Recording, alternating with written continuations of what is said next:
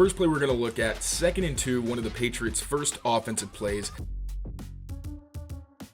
What's going on, everyone? Mike Kadlick, Taylor Kyles here for CLNS Media, back with another episode of the Patriots Daily Podcast, powered as always by our good friends over at PrizePicks. But today, powered by a very, very, very special guest. You see him in the middle of the screen. You all know who he is, but it's David Andrews, Patriots legend, longtime center, longtime team captain, two-time Super Bowl champion, as you will see behind his Ford hat right there. A couple trophies there to talk about. He's also a media guy now, the host of the Quick Snap podcast with Brian Hoyer, contributor over at 98.5. David, thank you so much for joining us here over this Patriots bye week to talk a little Patriots football. We appreciate it.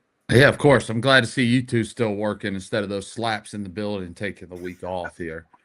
Yeah, exactly. Gotta grind it out here. We'll start. Yeah, exactly. We will. Let's start right off the bat.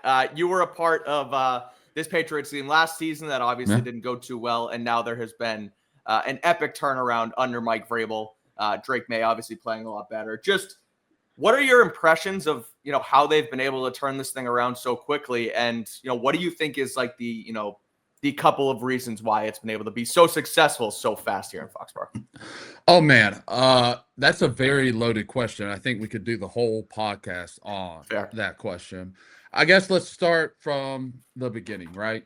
You go out, you hire Mike Vrabel, right? I would say him and Ben Johnson were the two, I don't know, diamonds of the coaching carousel, right? Everybody, they were the prettiest girl at the dance. Everybody wanted them, so that's number one. He has a lot to do with it, obviously. Then number two, I think the next key point was bringing in Josh McDaniels. I obviously played with Josh, when I was kind of going through trying to figure out what I wanted to do playing wise and trying to play. I think that was always the goal. And then, when we hired Josh, that to me was like, all right, it's go time. Like I want to play. And I guess in my sense, you get to a certain point of age, right? And I'd kind of, had 3 different offense coordinators, from 2020 on. I had a new O-line coach, sometimes twice that year.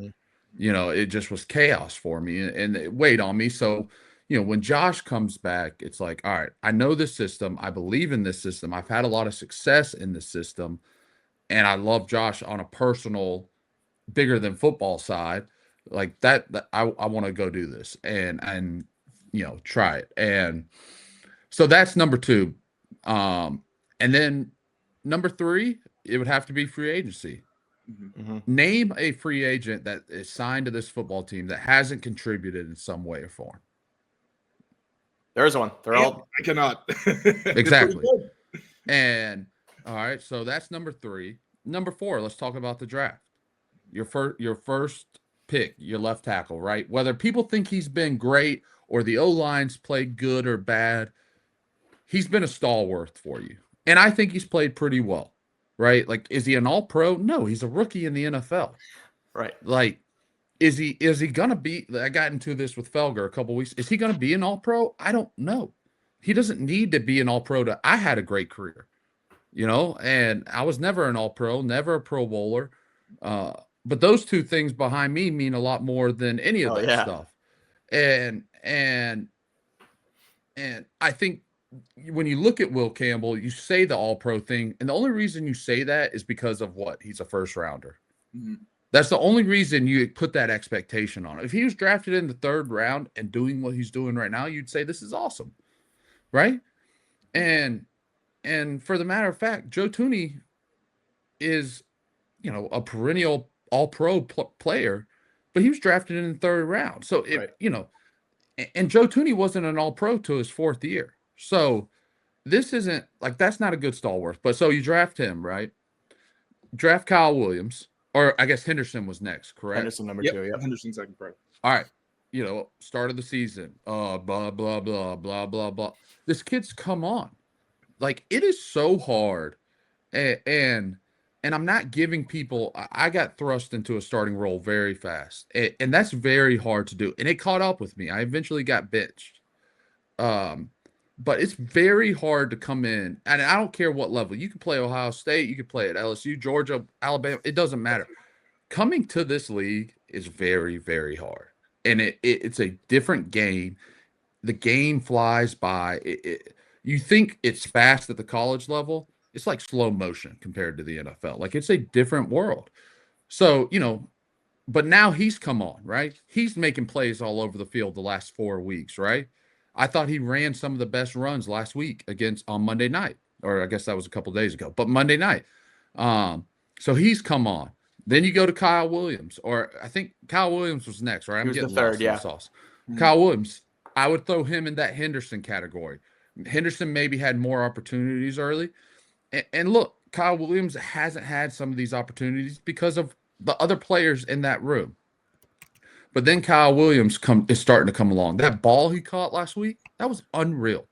And that, like we were talking about it on our podcast, I wasn't that impressed with the throw because I've seen Drake throw that throw, seems like every game now, right? Left side of the field. Yep. Especially at home. I don't know, going into the Optum Lounge end zone, like that. It's like a layup for him now. Yeah. It's a handoff. He just puts it right in every time. So, he's starting to come on. Jared Wilson's been a stalwart for you. Like, same as Will. Has he been great?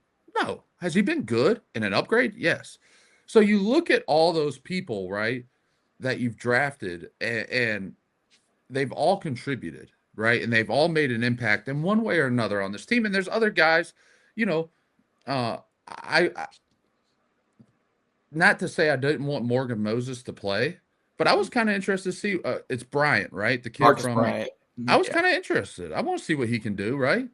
The preseason is one thing, live bullets is another. But very glad Morgan Moses is, recovered from the Cincinnati stuff. So, and then the fourth thing, I would say, is that the fourth? Or no, that was the fourth. The fifth thing is they've maximized the talent of people that were already there, right? Mm-hmm. They're getting the most out of Kayshon Boutte. They're getting the most out of Pop Douglas, I think. They're getting the most out of guys like Ben Brown. I think he's done a great job, the different roles. The guys, Barmore. I think Barmore's had a really good year. Maybe not sack-wise, but he's been very disruptive. Mm-hmm. Marcus Jones, they're getting the best out of the players that were already there. They're maximizing those guys, right? And that's another huge thing. And then lastly, they've built a culture. I don't know what that culture is. It's probably a lot different than the culture I was involved in. And that's great because that culture's dead and gone. It started dying slowly, and there was a few people trying to pull that culture up from the grave, but it was going down fast. And we were doing everything we could, but there wasn't enough of those guys anymore to continue that culture. There had to be a restart of culture. So, those are the 6 things I think in Vrabel. And then obviously, and maxing out, how did I forget about Drake Maye? I mean, that's reason number 6 right now is Drake Maye. But that kind of goes into the maximizing of people that were there. Like they didn't draft Drake. I guess you could say Elliott did, but and that's kind of a combination with Josh and maximizing guys that are there. That's not taking away any of the work that Drake Maye's done, but you see it all the time, right? Like this has been the resurgence of quarterbacks this year, and guys, Sam Darnold and Daniel Jones and like Baker, not this year, but all these guys have resurged. They get into systems or coaching or Mac Jones. Look at Mac out in San Francisco. And it's not necessarily that there's other bad, like some of it is bad coaching, but sometimes you just don't gel with a coach. I gelled really great with Dante Scarnecchia. We saw it through the same eyes. We had our moments, where it was tough and bad, and days I wanted to fight him.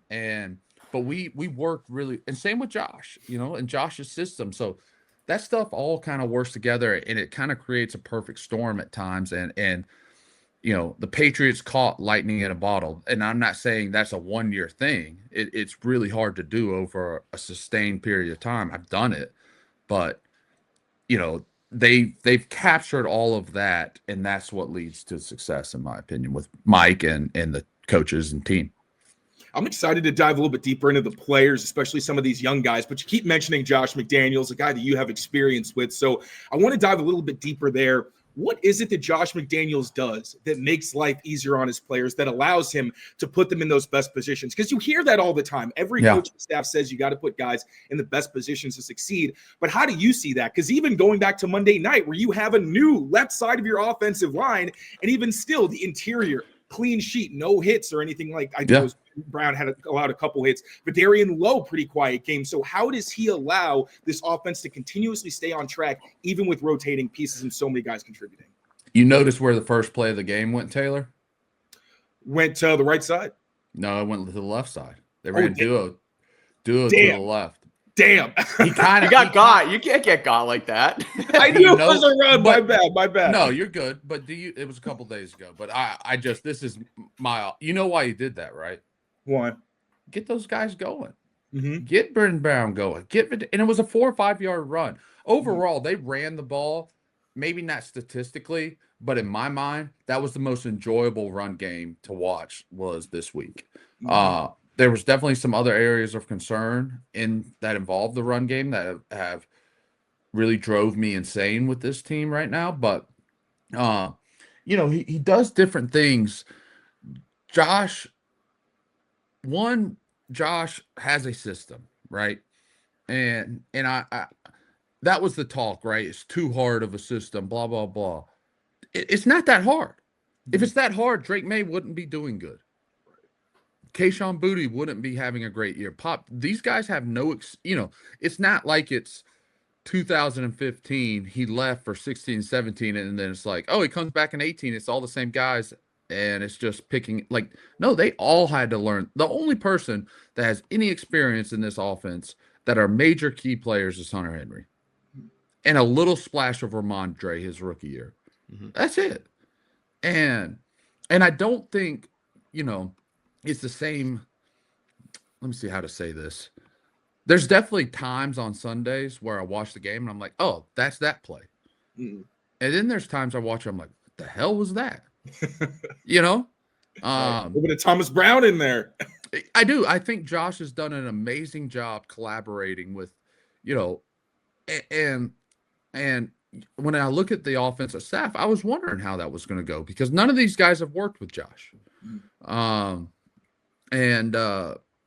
But I think they've all done a great job working together and putting in different things. And this kind of goes to what Josh does really well. He looks at the team, right? And doesn't say, okay, Drake Maye, you have to play like Tom Brady. Right? All right, Drake, what are you good at? Right. This offensive line, what are they good at compared to this offensive line, right? And that changes year to year. That changes season to season. We would come in years early in my career where on this week, the bye week, and I'll never forget it. It was kind of a shock because you get in the season, right? And it's so fast paced. And we were a top 5 running team. So they pull up our runs, right? And they'd be like, all right, this run averages 5.2. You're like back there, like, hell yeah. They're like, this run averages 6.1. You're like, and maybe it was a gadget type play, so you don't run it a lot, but you're like, hell yeah. They're like, this one averages 4.0. You're like, oh, that's pretty good. This one averages 2.1. You're like, ugh. This one averages 1.9. You're like, oh God, we suck. But like, and then he takes that stuff and it's like, all right, how do we make it better? Or do we need to get away from this? Is this not our strong suit? There was years with LeGarrette Blount. We ran more outside zone at times. Yeah. And a lot of outside zone Bob plays. So that means back on backer, which would be James Devlin, and so that's what Josh does. He takes the strengths of the individuals, right? What are they good at? How do I, fit them in you see that with Stephon Diggs, right? Mm-hmm. Like, I don't think Stephon Diggs is a slot receiver in this offense. I see, or like a Julian Edelman in this offense. I see more of Mac Hollins, especially in the run game, doing a lot what Julian's doing. And I saw Pop try to block, and I appreciate his effort, but that ain't it, But you got to do that stuff every now and then, right? You can't always run it with Mac Hollins in motion blocking for us or Stephon Diggs. I appreciate their effort trying to block some of these physical safeties, but we got to get better, Let's give it to pseudo tight end Matt Collins. But then you take Stephon Diggs and you look at some of the stuff he does in the passing game. That is what Julian does. Like the 4th down play on Monday night. He's so good at figuring out soft zones, and Drake has a great rapport with him that, those plays are drawn up on paper. They don't look like how they're drawn up on paper sometimes, and so I see Steph doing some of that. And it's just, I see Pop doing different type of things, and it's just, he takes these guys and finds their strengths, what they're good at, and doesn't put them in a mold. He molds his offense to them and to the strengths of the team. So that's really what I like about Josh. I always thought, there's your core. If you don't have a foundation, you're not going anywhere in anything in life, right? Your marriage, whatever it may be. So Josh has a foundation, but then how he designs everything on top of the foundation looks a lot different week to week, season to season, whatever it may be. And I know that even like last week we spoke to him and I asked, as a play caller, you have so much experience. People talk about how you have so many things going on in your head.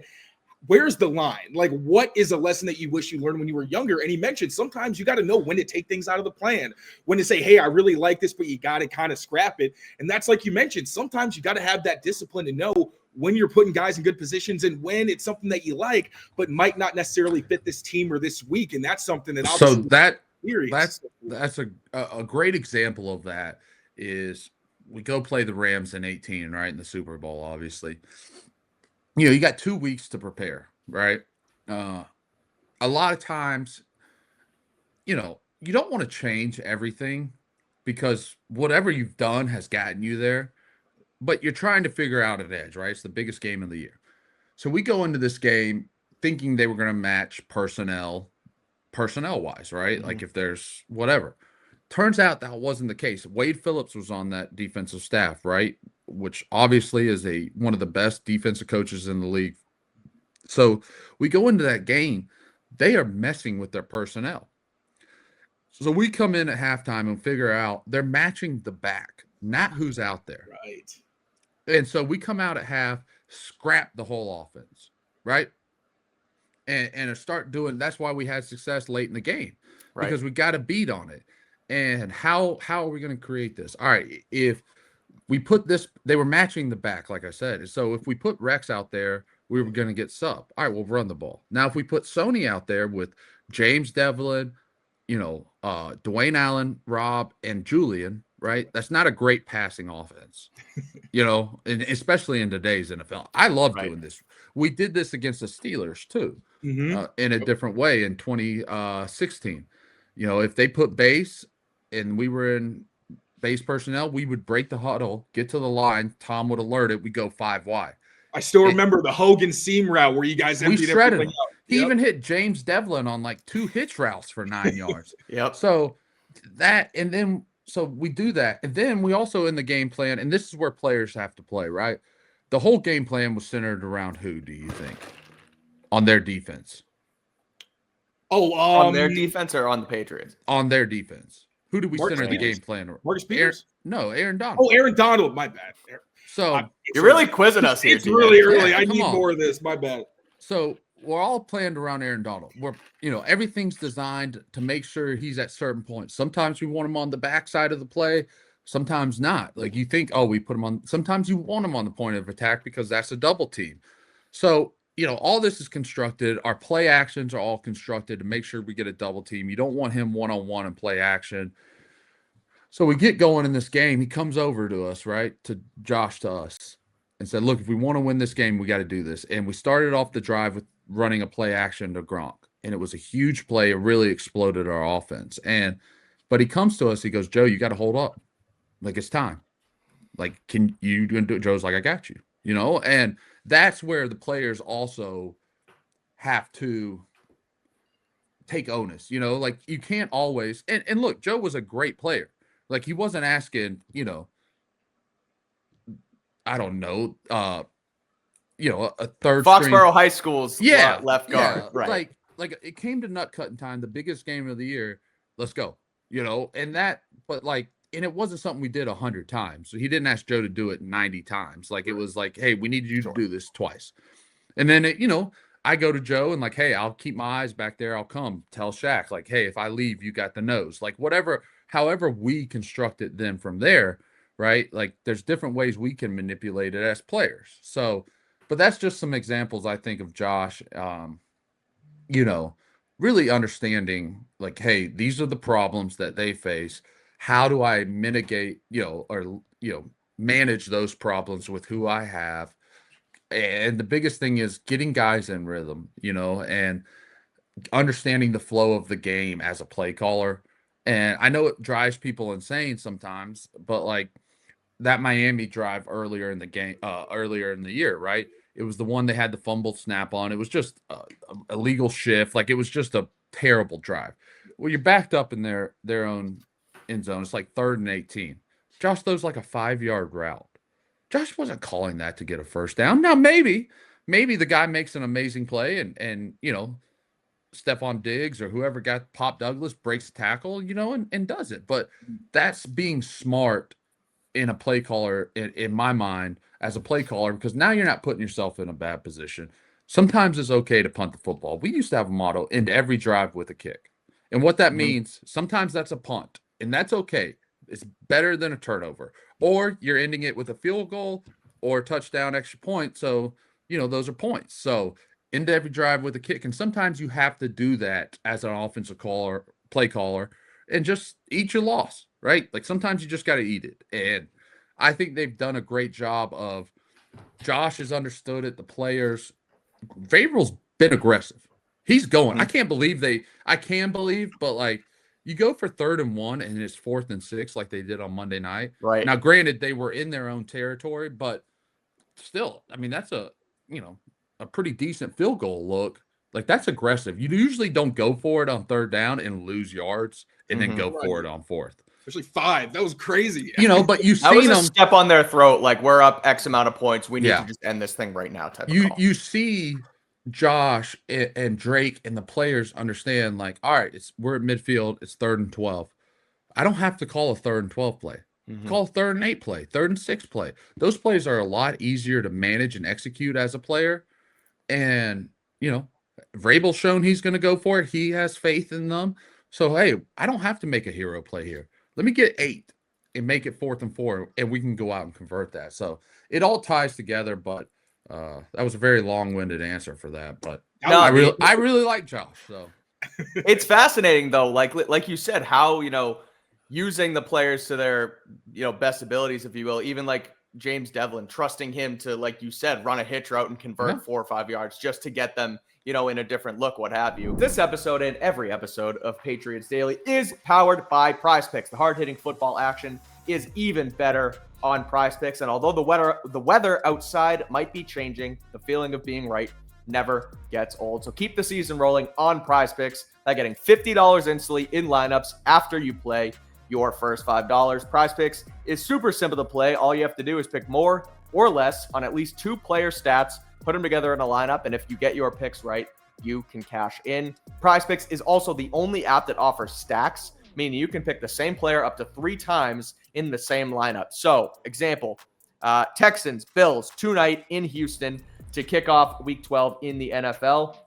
And you could put Josh Allen 3 times in the same lineup. More passing yards, more rushing yards, more touchdowns, the whole thing, and cash in if it hits. So don't wait. Head over to PrizePicks right now. Download the app and use code CLNS, and you will get $50 in lineups after you play your first $5 lineup. Again, that's code CLNS, and you will get $50 in lineups after you play your first $5 lineup. PrizePicks, it's good to be right. You spoke a little bit about Will Campbell earlier. Just curious, like, what's impressed you the most about him this early in his career? Because I know, obviously, the 4th overall pick, you mentioned the bit with Felger where he's not going to be an all-pro yet, but Josh has also helped him be successful this season early so far. So I know, he's on IR, and, you hope they'll get him back later on in the year. What's been like the number one thing you've seen from him to show that he can truly translate into this next level player? I would say, first of all, his play style. And what I mean by that is, you obviously have to have talent playing in the NFL. I didn't have as much talent and different things as some people, but I think I had a really good play style. I tried to play physical. I tried to play with an attitude, an edge, and you have to have that on the offensive line. And look, and I'm not saying everybody has to be an asshole. You know, Nate Solder wasn't an asshole, and he had a great career, and I love playing for him, with him, and uh, at times Joe Tooney wasn't an asshole. Joe was a technical savant, and he was just unreal player. But Joe wasn't stirring anything up with anybody. He's just going out there blocking his ass off and turning around and getting back to it was unreal. Like it was just like it looked like the most pedestrian stuff I've ever seen watching Joe Tooney play football at times. But you gotta have some guys with that, and they need more of that from everyone else in that room. But that's a room in itself that doesn't have an identity, and didn't have. He didn't walk. I walked into a room with some identity, Mm-hmm. That's a room that I'm excited to see him take his grasp of. And now, granted, there might be a center in a year or two or whatever happens, whoever comes in eventually. And naturally, that's the center's job, right? Mm-hmm. Like to take control of the room. But that doesn't mean Will Campbell can't also be in charge of that room. Totally. The center is it's like a quarterback. You're talking a lot, you're in command, all that different things. Right. Yeah. So, but, we need more of that. Some of that I think translates to some of their struggles in short yardage and goal line runs. Because I know a lot of the plays they're working, and those plays work. So some of it is attitude at the end of the day, and that's something I think he's done a great job of. That I love to see, because we need that and we need more of it. His actual technique or play, like that stuff he's figuring out. He's learning on the fly. He's gonna get better. It's like I said, this is to sit here and project what he's gonna be the next 10 years off 1 year is stupid. It's dumb. Right. And same goes with Drake. Like I just being honest, like Mm-hmm. I hope and you think with Drake's character and who he is as a person, this is going to be the normal. Like it's going to be normal to come in here on Mondays and mention 2 plays he did and just kind of be done talking about Drake Maye, because it is what it is. I kind of said that on my podcast. Like, Yeah. Hoyer was like, Every week we're running out of superlatives for the guy. It's just like I'm repeating the same thing. Hoyer was like, I'm so impressed with him. And I'm like, I'm not. Like, I'm done with it. Like, not really. Like, I'm not trying to discredit what Drake Maye's done. He's a freaking MVP. But, it's one of those, like, how many, like, we talking about the throw to Kyle Williams. He just does that. How many times like, that's just what it is. The third down and the 2-minute drive to Ramondre, that was probably the worst offensive snap other than the 3rd and 1. It looked like, the dam broke and they're all running at him. Well, he just avoids it, hits Ramondre, and it's 38 yards, in a crucial moment. Like, I've seen him do this stuff. It's going to be like 2 or 3 plays a game eventually. I feel like we're going to talk about Drake Maye, and then it's going to be moving on, because it's just he's played to that caliber, and it's what you expect. But I think, Will Campbell, like, he's provided more for this football team, I think, and he's a guy that when I look at it, I'm like, all right, we have someone at that position that we haven't had really since Nate Solder. And I'm not even saying by the time I got to the league with Nate Solder, he was only here for 3 more years, I guess, right? Like, I'm talking about Nate Solder when he came in and backed up Matt Light and then started as a rookie. You were like, thank God, we had Matt Light for 10 years, and now we're going to have Nate Solder. I think he, probably played for 6 or 7 here. Like, that's what you want, and I think you have that in Will Campbell. From holiday hosting to unforgettable gifts, Omaha Steaks continues to deliver the world's best steak experience. Like you guys know, holiday season is here, and you can give friends and family USDA certified tender steaks, juicy burgers, and cozy and convenient comfort meals. and so much more right now during their Sizzle All the Way sale. You get 50% off site-wide at omahasteaks.com. And right now, our listeners you see on screen, if you use code Patriots, will get an additional $35 off the top using that promo code. So don't wait. Save big right now on gourmet gifts and more holiday favorites with Omaha Steaks. Again, omahasteaks.com, 50% off site-wide during their Sizzle All the Way sale. And you will also get an additional $35 off when you use code Patriots at checkout. Terms apply. See site for details. You mentioned the run game, and I wanted to dive a little bit deeper into that because that's been obviously a bit of a point of frustration for as good as this offense and this team have been. The run game's been very inconsistent, which I don't think a lot of people expected. Kind of the opposite, that this line might be run blocking and not pass blocking. What are you seeing that's keeping them from being explosive? Because last game, it did feel like they actually got going. I feel like Ramondre's stats don't actually reflect how well he ran. But for whatever reason, I'm curious your perspective, because for me, it feels like you're already lighted a couple interior spots for this downhill scheme. And then the second level blocks, it feels like haven't been consistent to really spring these. But what have you seen that you think is really holding them back? I think it's a couple things. Look, I think Hunter Henry and Austin Hooper are great for this football team. But in saying that, their strengths aren't run blocking. Neither of them. They are really good players, and I wouldn't trade one of them for anybody else right now, right? But in saying that, you got to have, somebody, and I think you've seen a little bit of, using different people, right? What was it? Hurton? Is that, or what's his name? Burton? Mumford? David Munford. Yeah, that outside zone rep last week was gorgeous. To the right side? Yeah. I loved it. That was a great job. But, you saw him. You saw Ben Brown, the last few weeks before, obviously the situation inside. So Josh is trying to create that with those guys. And we used a lot of different people. Early in my career, we had a guy from Alabama. His name was Mike Williams. He was a tight end. He was 285, 290. He was a former tackle, right? He was actually my room. Yeah. So, before, when I came into the league, I didn't have two-a-days, but I still had a roommate on the road. Two grown men sleeping in a room together before a game. And it sucked too, because he went to Alabama. He was older than me.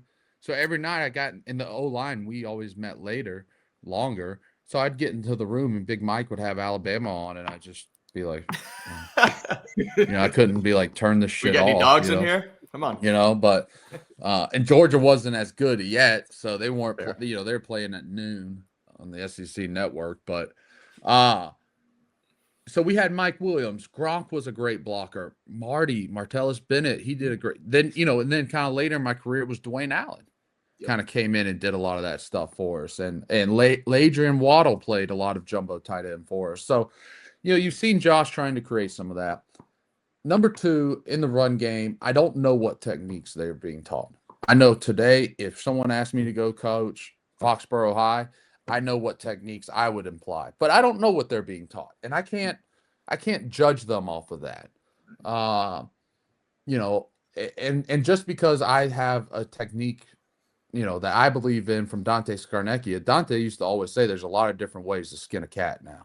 So there's a lot of other great O-line coaches that teach different things that have a lot of great success, I've been impressed. I really like some of the outside zone stuff they've done all year. I thought they've done a pretty good job.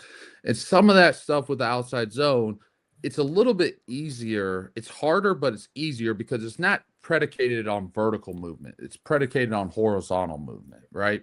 You run duo. Well, if you don't blow people off the ball on duo, it don't matter. It ain't going anywhere. Like, duo is a vertical movement play, really. And we call it vertical displacement. Zones can be more horizontal displacement, right? So I think they've done a better job with that. Sometimes in the run game, it just looks disconnected. Double teams don't look good. They don't go to the right people sometimes.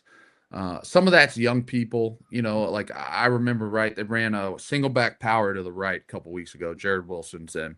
I know exactly what. Yeah, the mic comes down. Yeah, I know what you're talking about. So we would call that run, Taylor, a Mike and Sam run.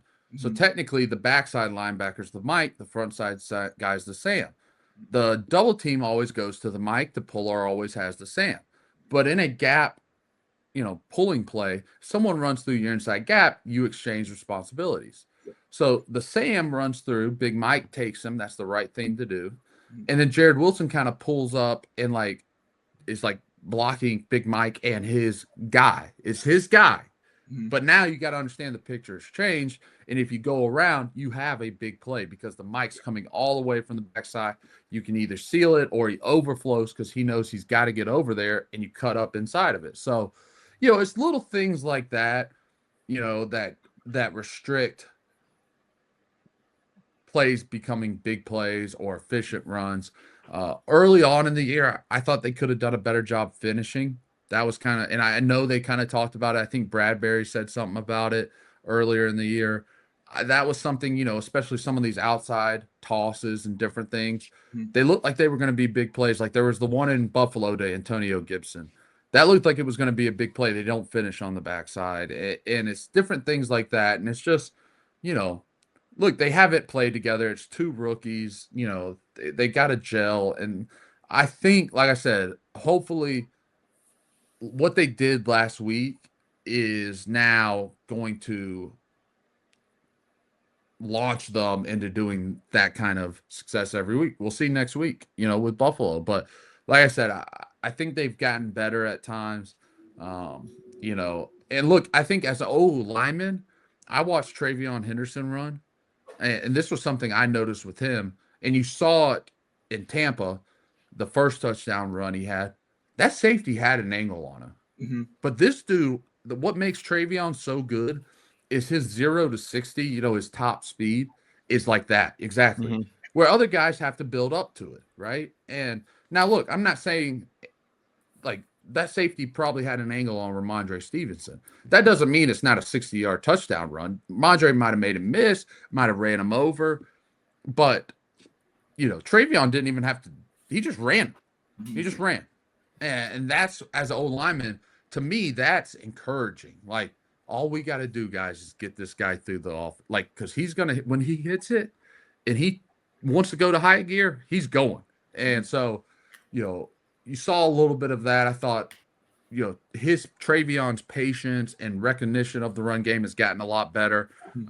There was a run on Monday night. They ran duo. They brought backside pressure, backside D-line Pirates. He cuts it back underneath the star blitzing, and it was a huge run going toward the lighthouse. Like, that is improvement. So, and that stuff, as an old lineman, that helps you out, right? It's a two-way street in everything. You even hear Drake talking about it with the sacks thing. Now, look, as an old lineman, I'm not saying I would ever be like, the back's got to run better. But they can help you out, right? You can help everybody out. It's all tied together, and it takes two to tango. So you talked about Drake back there a little bit. I know you mentioned several times now since you did retire that he was one of the reasons why you wanted to try and keep playing. And you also mentioned being able to, two-way streets help out the offensive linemen. So I'll ask you, is Drake the MVP of the NFL right now? And how has he been able, in your opinion, been able to help out the rest of the offensive line with his play? What answer do you want? Because I have two. I want your answer. I want the truth. That's what we want. Is he the MVP? Yes. Do I want him to win it? No. Interesting. Okay. I've been a part of one MVP season. It was one season we didn't win a Super Bowl. Is that when you lost to Philly? Yep. Yeah, okay. The jinx thing? Dude, it's like Patrick Mahomes when he did it in 22. It was the first time in like 20 years. Oh, that's true. Oh, the MVP won the Super Bowl. Okay, yeah. So long answer, no. I don't want him to win it. He is the MVP. I don't want him to win it. And let's just play a scenario here, right? The way this team is, the way their head coach is, like, I know he's not Bill Belichick, but he was coached by Bill, and he's got an edge. He tries to find edges, I think. Imagine this team, right? When's the NFL awards? And Friday night or Thursday night of the Super Bowl? Yeah, that week. It used to be Saturday. I think they pushed it a couple days, but it's that So week. imagine this team, right? They do the unthinkable. What I don't think it's that unthinkable, but they go to the Super Bowl, right? They're sitting in a hotel room, Friday night, Thursday night. They wake up, having breakfast that morning. You imagine if this kid doesn't win the MVP. I don't know if it's going to be brought up, but I think they're going to be pissed off, and I like them pissed off. So, someone pissed in their cornflakes, I think that helps them out. So, that's kind of my I don't know. And I'll say this too. Like I don't know. It's not favoritism. Maybe it is, but I love Matthew Stafford. I've known Matt for a few years now, and obviously a Georgia connection. And I think people, if Drake doesn't win it, I think I'm sure there's going to be a lot of fans that are jaded and all this stuff, but you got to understand the situation. Stafford's played for whatever it's been, 16 years. He's won a Super Bowl. He went through all the shit in Detroit, and like there's going to be some, I don't know. Do you know what I mean? Like there's going to be some lifetime achievement type MVP. Yeah, give it to him. He doesn't have Drake can win the MVP in 10 years from now. Yeah. Stafford can't. Yeah. So like, I'm not saying that's right, but I can understand that, I guess, as a player. Like that, is it? I don't know. I just said it's not right, but also, is it the right thing to do? Maybe. I don't know. I mean, Stafford was my pick before this weekend, honestly, until all the turnovers.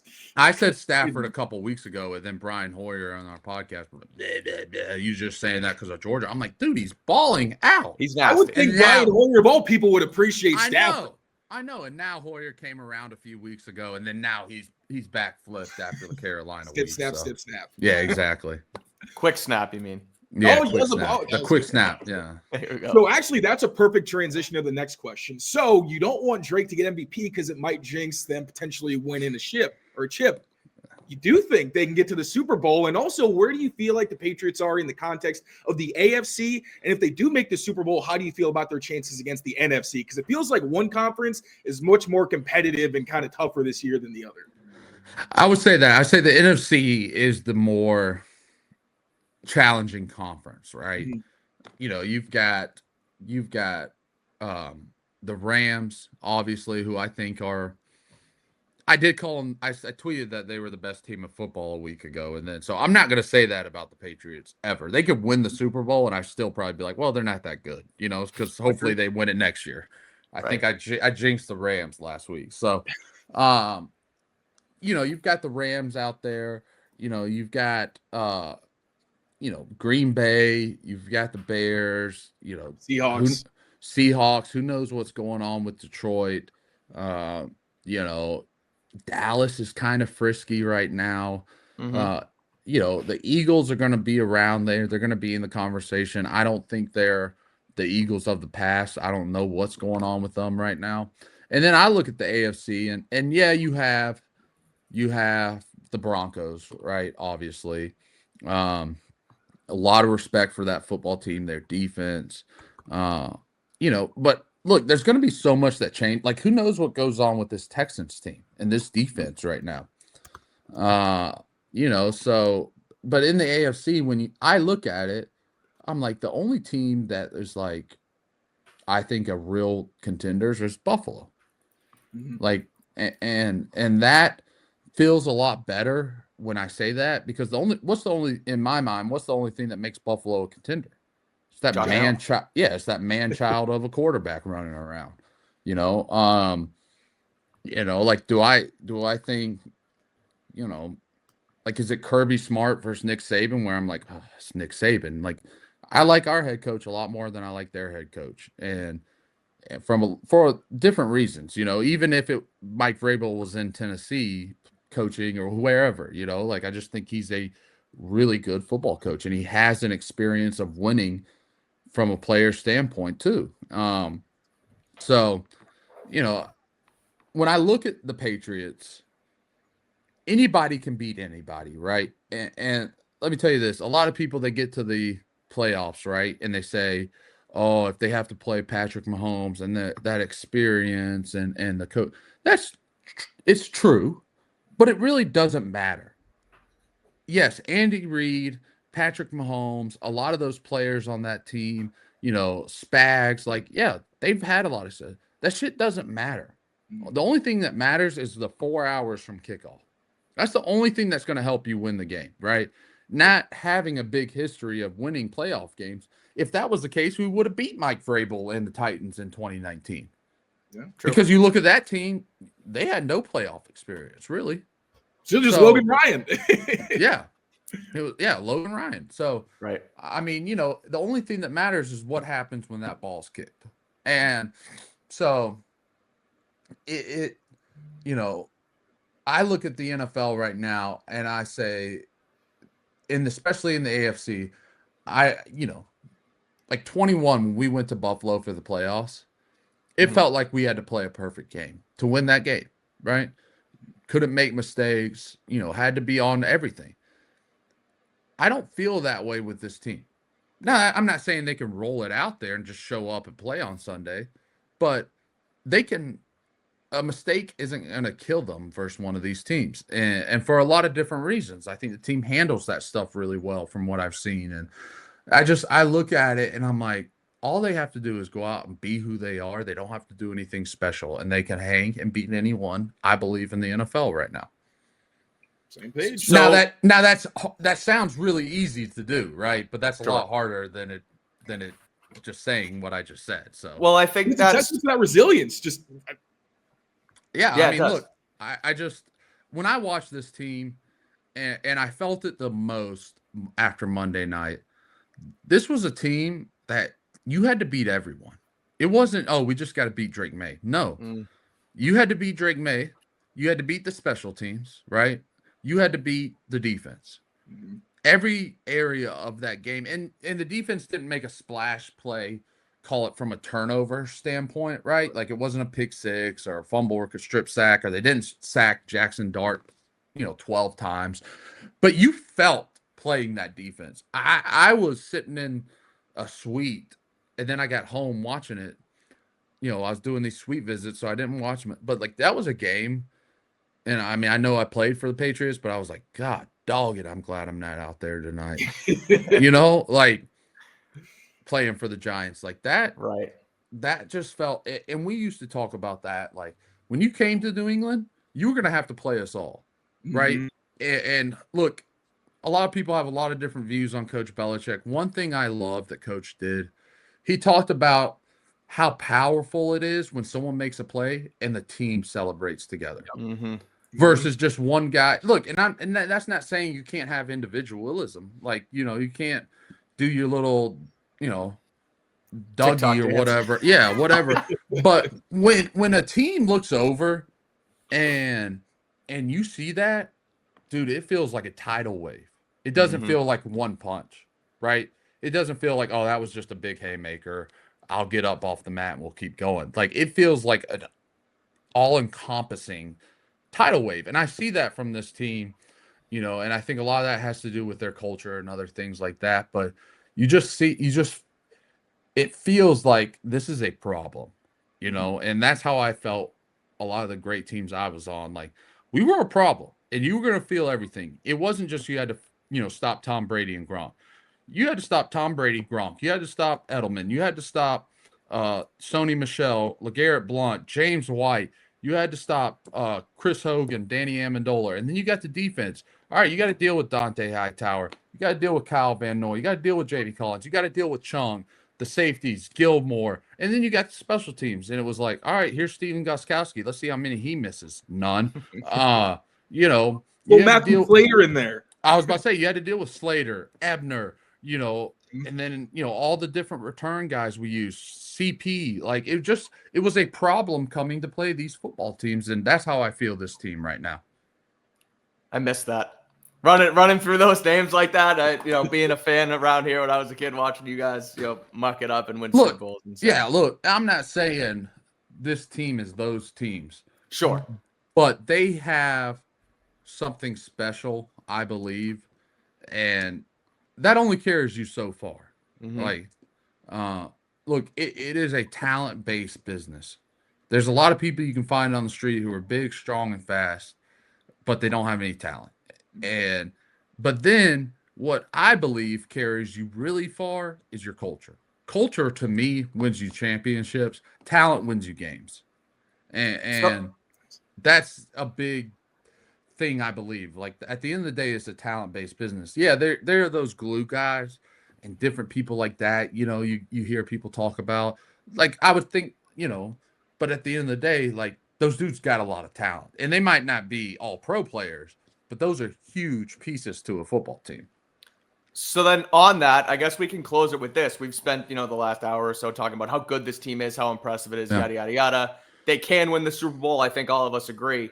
Sitting in the bye week, 4 games left. What do you think they have to improve on the most here down the stretch to actually get themselves over the hump and be, hoisting a Lombardi trophy in the beginning of February?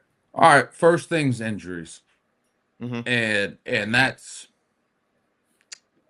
out of their control to some extent. And look, it's just part of football. Like 2015, we got toward the end of the year, we got very injury ridden. Like it was just people banged up. And, even in 2017, like we lost Julian, we lost Marcus Cannon for the year. We lost Dante Hightower for a year. That stuff's hard, that's not their fault. And I'm not saying because you don't have some of those people, you can't win. It just makes it a lot harder. That's just the truth. You don't have your starters on the field. It's harder to win. You can still do it, but it makes it harder. So it just, that's number one. Get as healthy as you can. Number two is the run game. I just think there's a big disparity in this offense. You guys probably know the stats, but they're a top 10, if not top 5, maybe passing offense, right? Drake has shown he can carry that load. But I look at a game like Cincinnati, right? Like, what does the quarterback do? He goes out there, he struggles. He struggled early. Now, granted, this Joker turned it on. Don't get me wrong. But he did. He struggled early in that game. Well, when you can't run the football and your quarterback's struggling, what do you do as an offensive coordinator? You would hope, all right, let's go 1st and 10. The kid's struggling a little bit here. 1st and 10, let's run the ball. All right, it's 2nd and 5. All right, let's try to run it again. All right, it's 3rd and 3. It was a 2-yard run. 3rd and 3. All right, we can hit a little swing pass here. Let's settle them down. All right, we get the 1st down, right? Now it's 1st and 10. Let's maybe throw a 3-step drop, little quick hitch, something quick hitting, let him get going. All right, good. All right, let's run the ball again. Now it's 3rd and 1. We run the ball. It's 1st down.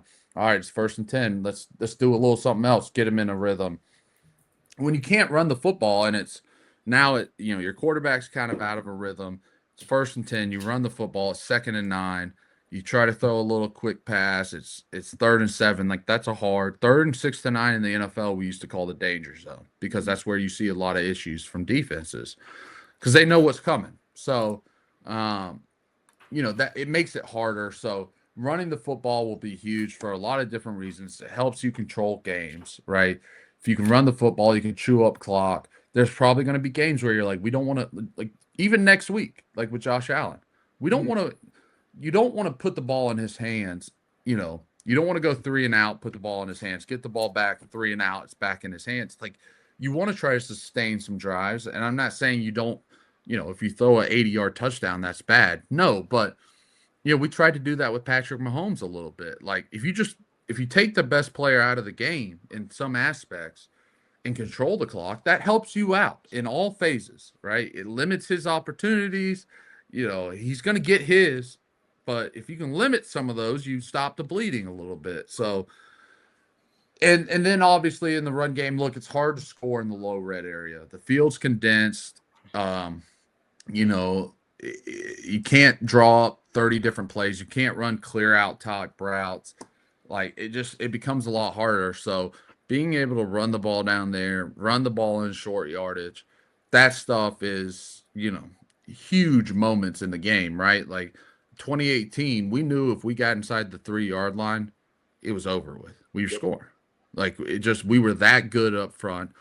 James Devlin, Gronk, Dwayne, it was over. You weren't stopping us. Like when we got to Kansas City and we got down, I was like, it's over with. We're going. You gave him the wave, right? Yeah, see you guys. I'd been planning it for 3 plays. That's awesome. But not really.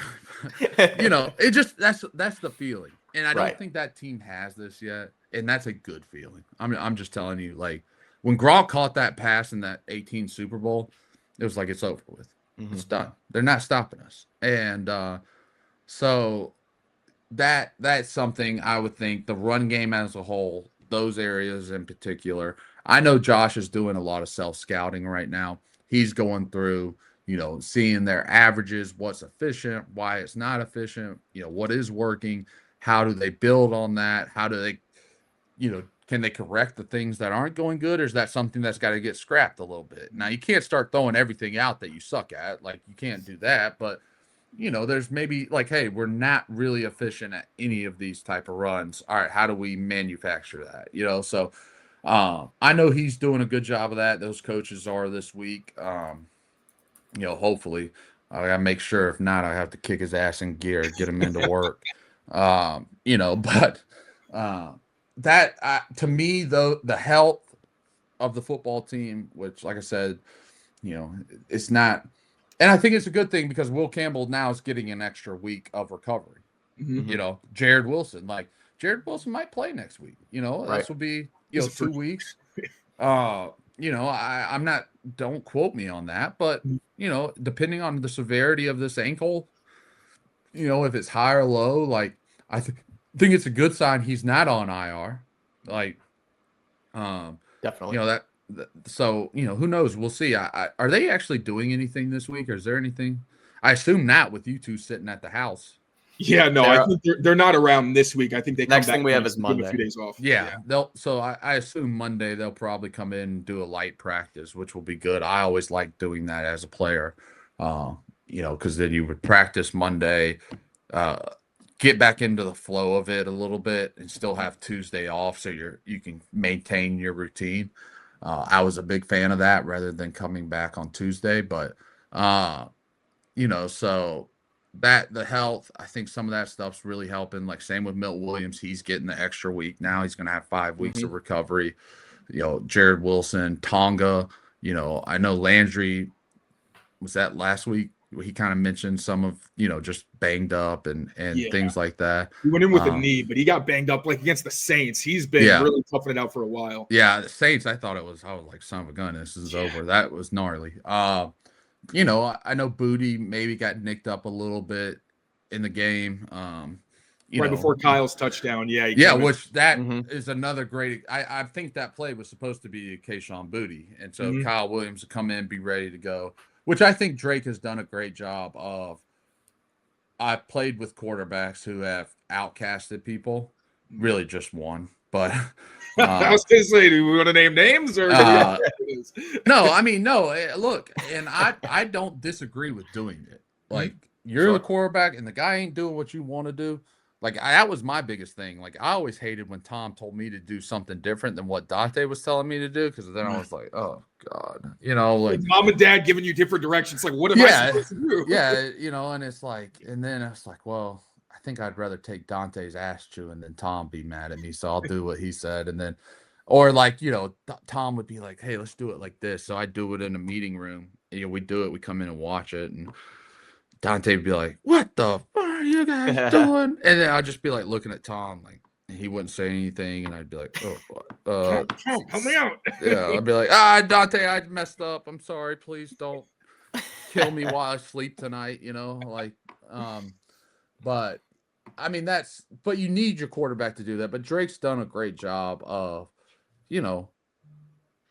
having faith in people. And I think he's done one thing that's so impressive is, sure, like fantasy people and bettors, would they love to see Stephon Diggs have, 9 catches and 120 yards and 2 touchdowns a game? Yeah, sure. Like that's cool. But It's a lot harder to defend when, Hunter Henry has 7, Stephon has 5, Booty has 4, Pop has 5, Kyle Williams has like that's tough. Like that goes back to what I was saying about these old Patriot teams. Like you have to defend everybody, and that's a lot harder. It's a lot easier to take away one key guy. You can do a lot of different things. We used to, like when we played an elite receiver with Stephon Gilmore, you would think, oh, put Stephon on him. No, that's not what we did. We put our next best corner on him, gave him safety help, and then we put Steph on their second best guy. And now you're like, well, you can't throw it to that guy because he's got 2 people on him. Our second best guy is going against the defensive player of the year. I'm not throwing to him. So now what are you supposed to do? So it makes it harder on teams, I think, versus when you've got just, 4 guys. It's like, all right, well, we take away stuff on Diggs. It's like, all right, well, here's Hunter Henry, Kayshon Boutte, and Pop Douglas. Have fun. All right, we took away them. Well, there's Mac Hollins across the middle. Like, so I don't know. I think it's a fun team. They're doing a lot of good things, but I'm very long-winded. Injuries in the run game. That's what I want to see improve. And just my favorite stat from last week's game is Drake threw to 8 different people. 8 different people had conversions. Like that's what it is. How do you go into a game? Who are you going to take away? It's hard. It's just hard. Right. It's hard when you have to. It creates a lot of problems, and I always felt that when we got in the red zone, right? With the teams with Edelman, Gronk, I would say our big 3 in the red zone really were Edelman, Gronk, and James White. Mm-hmm. Well, you can't take away all of them. You can't do it, and then if you're able to run the ball, now you create another host of problems. So, you just – and Josh is so good at finding those mismatches, whether, it's putting – James White was kind of our Swiss Army knife, and or getting Julian on linebackers or different guys like formationally in motion. So that as an offensive coordinator, I think that becomes fun to call plays when you – have trust in different guys and know your quarterback trusts those different guys. Now you're like a mad scientist back there and how you create it and look at it. It's like, and you can do things that are easy, right? Too, where it's like you're running the same play, but now instead of Hunter being at that spot, it's Stephon Diggs. Right. And so it changes everything. But in reality, you're running the same play. So it helps you out in so many ways. David, this was unbelievable. Thank you so Thanks, much guys. for taking the time. Sorry, appreciate it. A little long-winded there, but no sorries. That's hey, it's content. This is gold, man. Appreciate the time. Seriously. Yeah, of course, guys. Thank y'all for having me. Of course. Thank you. This was so much fun. As you know, he's always he's David Andrews. He's on 98.5 The Sports Hub, contributor over there. He is also on the Quick Snap podcast at NBC Sports Boston with Brian Hoyer, another Patriots legend around here. So make sure you check out all of their good stuff. As far as for us here on Patriots Press Pass, we will be here throughout the rest of the bye week, leaning into the Patriots contest against the Bills next week. So make sure you keep it here. Rate, review, subscribe. Thank you again, David. We appreciate the time. And until next time, take care of yourselves, take care of each other, and we will see you guys soon. Peace out, everyone. Bye-bye.